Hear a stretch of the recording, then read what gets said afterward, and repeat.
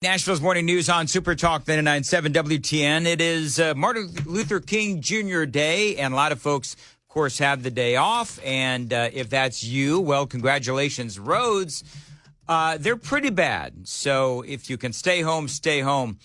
Both hands on the wheel, folks, if you're out driving around this morning. We'll keep you updated with the weather and the traffic.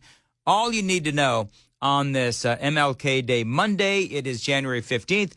Want to welcome on into the program live from Iowa. Not sure where just yet, but Matthew Hurtt is joining us on the Newsmaker Hotline. Matthew, so whereabouts in Iowa are you?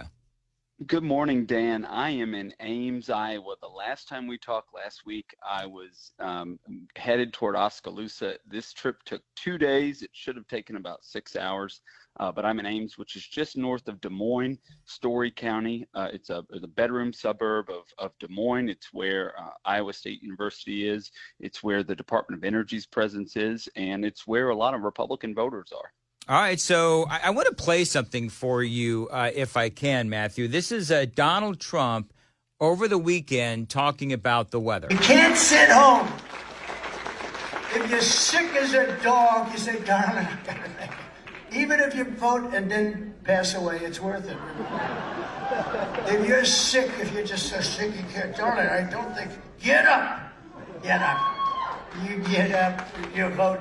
So now, of course, you have people on the left saying, oh, my God, Donald Trump is telling people they need to die for him, right? So, I mean, obviously that's ridiculous. People were laughing about that joke. But tell me about the weather there in Ames, Iowa, and how, because I know that you've been out and about talking to folks. Are they used to this kind of weather, and how much do you think it will actually impact the caucuses? So I've been calling Iowans here in Story County and asking them. There are a number of people who've said, you know, this is the biggest snow we've seen. I think where I am, we got about 24 inches over the course of the last couple of days.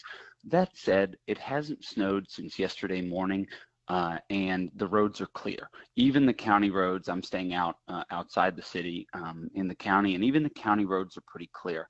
I think enthusiasm is high, according to the Des Moines Register, for Trump supporters, for DeSantis supporters. And to your point a moment ago with Trump's comments over the weekend, that is one, that's his humor, and two, that is the proof that the enthusiasm of Trump supporters is high.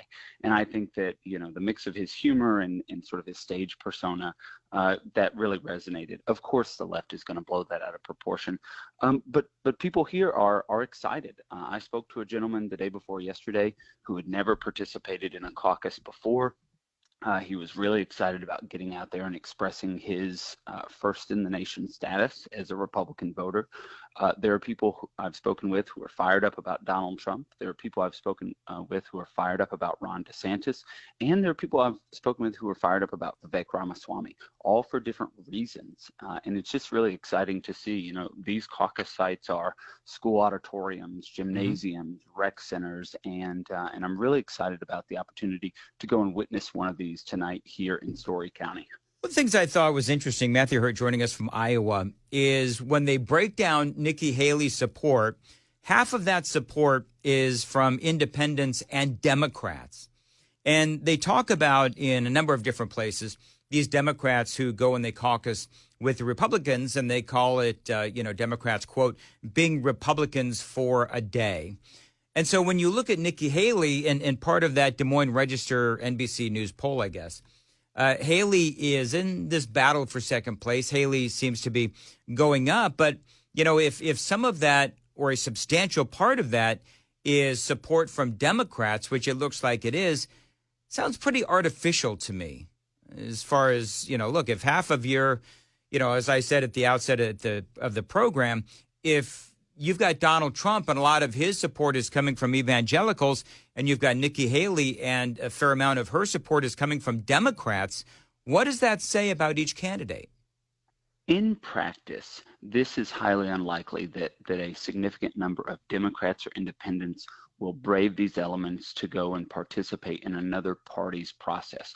For instance, in Tennessee, if you've got party registration, it takes a lot to get past the mental hurdle of a Democrat saying, I'm going to vote as a Republican, even one time. in a nominating contest.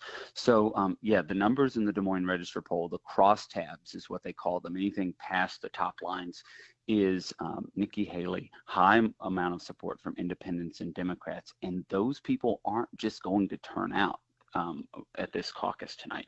Most of them will stay home. The one thing I did hear from people regarding enthusiasm and Republicans, Democrats, and independents is a number of Trump supporters that I've spoken with over the weekend have said, you know, he's running away with it. I don't know if I'll be able to make it to the caucus. You know, in my capacity as just interacting with them, I said, I think that you should probably participate if you've got a candidate that you like. But we are seeing some of that. There was another poll that came out late last night with different kind of modeling. The universe was about 500 voters, and it showed it much tighter between Donald Trump and Ron DeSantis. And just anecdotally, the people that I do speak with on the phone, the DeSantis supporters, seem to be a bit more enthusiastic about participating tonight.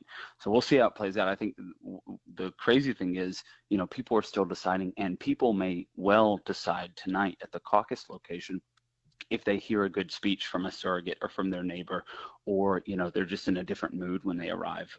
I've read a lot in the last 24 hours about how people change their mind literally up to the point of casting their ballot at their caucus site.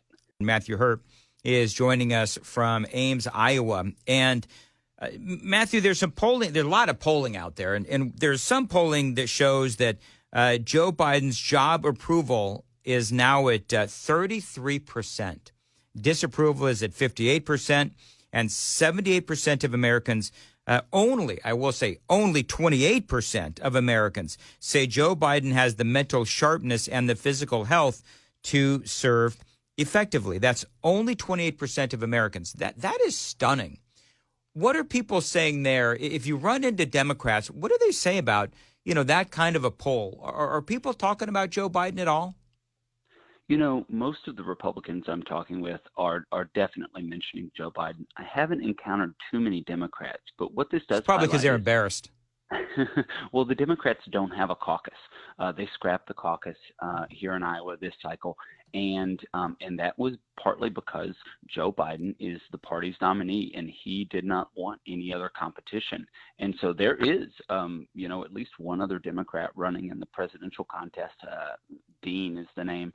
And but many Democrat voters aren't going to get an opportunity to express their concern for Joe Biden. Now, I do think that in New Hampshire, the Democrats get an opportunity to vote, and I think that he has something like 22 or 23% of support from Democrats. So this is an unfortunate position the Democrats have put themselves in. Now, my friends in D.C. and political theorists and pundits who get paid to do this all the time are going to say, you know, maybe they switch out Joe Biden at the convention. It is very difficult in a party process where delegates are bound from months before for them to change the rules in the middle of the game to pick another nominee. Now, I'm not saying it's not impossible, and we saw, you know, elected bodies change the rules in the middle of the 2020 election in some states, but it is very difficult to do so. So if the Democrats get to July and they've got Joe Biden, they are going to be stuck with Joe Biden. 90% chance that they're going to be stuck with Joe Biden. And so this is an opportunity. It should be an opportunity for Democrats to express their frustration with the president. And I think that they would, but the Democratic Party didn't allow them to do that. So they've disenfranchised, you know, millions of Democrat voters in this process. Well, they have, and it's kind of funny because this was a Biden, not a surrogate. He's a Biden staffer. Not exactly heard of this guy. His name's Kenyatta. It's his last name. And he played this audio earlier. But, you know, he's out there saying, oh, you know, on Martin Luther King, you know, heading into today, Monday, heading into Martin Luther King Day, they're trying to talk about and correlate between today, Martin Luther King Jr. Day, and Donald Trump being a threat to democracy. Listen. So much of what Dr. King fought for, this idea that every single person, no matter who they are, who they look like, where they're from, could participate in their democracy, that's on the line. And tomorrow marks the beginning of a critical election where I don't think I'm being hyperbolic by saying this next election is about whether or not we can have elections in this country as we know it. Yeah, that is Malcolm Kenyatta. Kind of ironic, don't you think, that, you know, he's talking about, well, on the ballot right now is whether or not we can actually have future elections. Ironic that the Democrats have only one choice, really, and that is Joe Biden. They're not really allowing anyone else to run against Joe Biden. Yeah, the Democrats have canceled a lot of the nominating contests that they would otherwise see alongside Republican contests. This is why, partly, in some states, the Nikki Haley concern is serious among Democrat and independent voters, is because if there isn't a competing Democratic nomination on the ballot, then Democrats can go in, and it's a much more likely that they would go in and vote in a Republican contest. But yeah, it's absolutely insane for Democratic talking points to reflect a concern over elections when they themselves are canceling elections and for sure in the 2020 election move the goalposts through unelected bureaucrats in key states. So this is partisanship, and it's unfortunate, but it points to a bigger issue.